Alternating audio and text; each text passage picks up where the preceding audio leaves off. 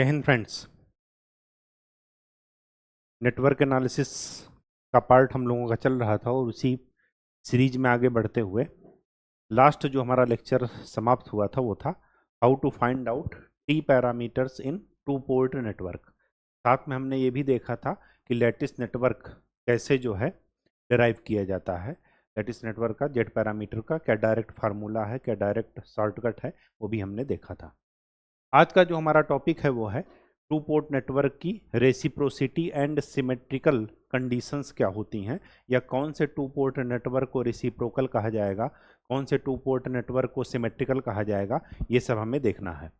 Derivation rare ही पूछा जाए आपसे, जनरली नहीं पूछा जाता, लेकिन न्यूमेरिकल इसके ज़बरदस्त आते हैं और पूछे जाते हैं कि चेक कीजिए कि ये नेटवर्क सिमेट्रिकल है या रेसिप्रोकल है।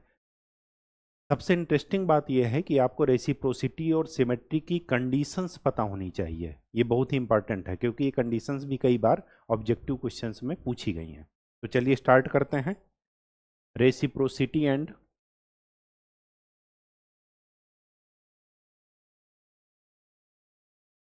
सिमेट्री कंडीशन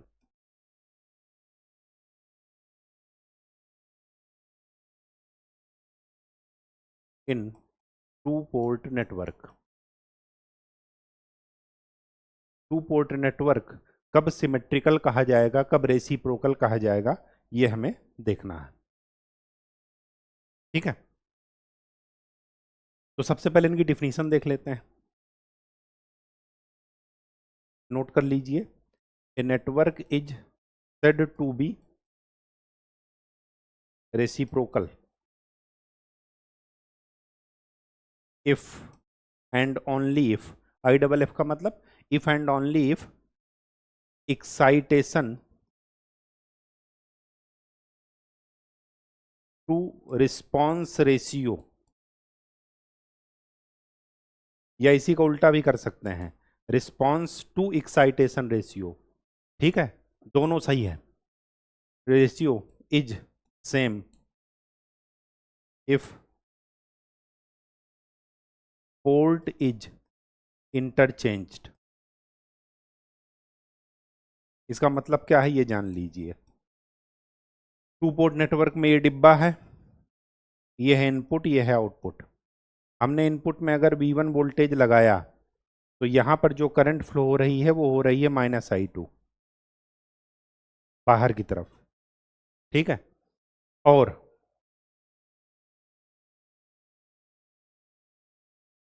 अगर मैंने इनका रेशियो यहां पर निकाला, रिस्पॉन्स टू एक्साइटेशन या एक्साइटेशन टू रिस्पॉन्स, जो भी आप कहें, मतलब I2/V1, तो अगर मैं इनका पोर्ट चेंज करूं, मतलब यहां पर भी अगर मैं V वोल्टेज लगाऊं जिसको आप V2 कहते हैं इधर, और यहां पर करंट फ्लो हो जाएगी -I1, तो इनका रेशियो बराबर होना चाहिए।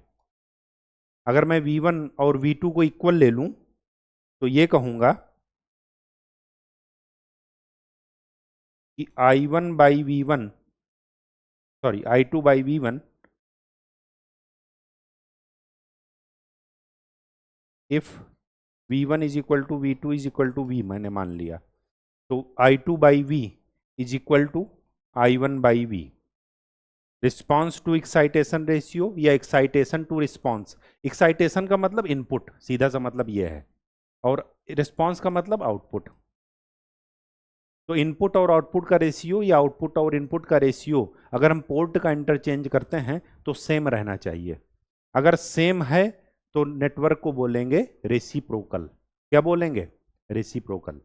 रेसिप्रोकल में ध्यान रखिएगा, एक क्वांटिटी इधर की साइड की होगी, दूसरी दूसरे साइड की होगी, उनका रेशियो। अगर हम इंटरचेंज उनको करते हैं तो फिर जो है उनका रेशियो क्या होना चाहिए? बराबर होना चाहिए। ठीक है,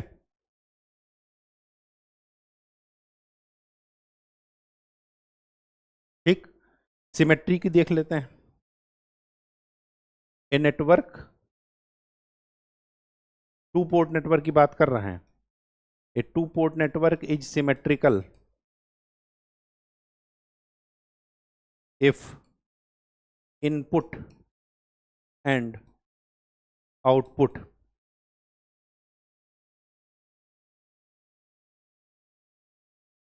सॉरी आँख में कुछ पड़ गया।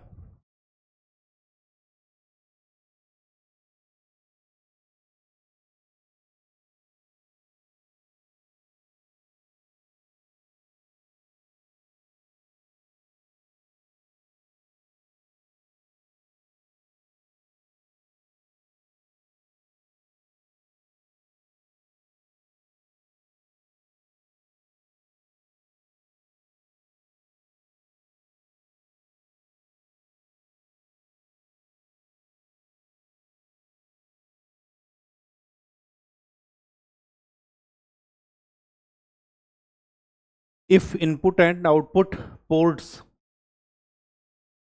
are interchanged without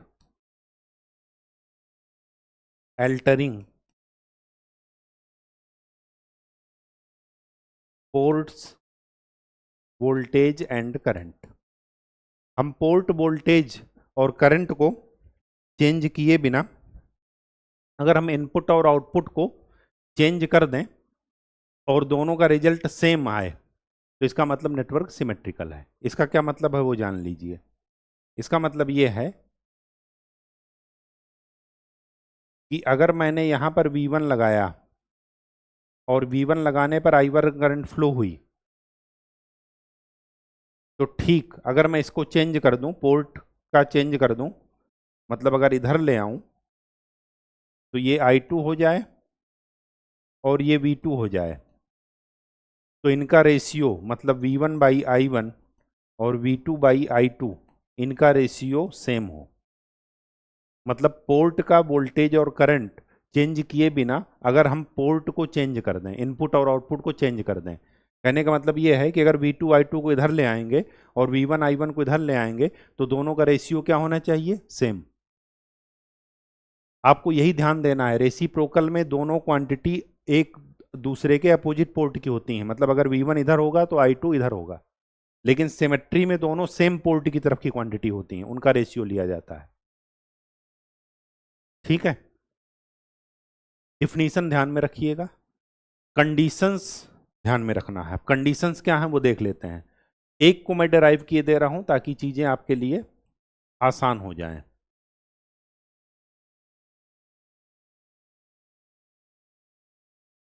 ये यहां पर हमने V1 लगाया, I1 करंट फ्लो हुई, इधर I2 फ्लो हुई और ये V2 है।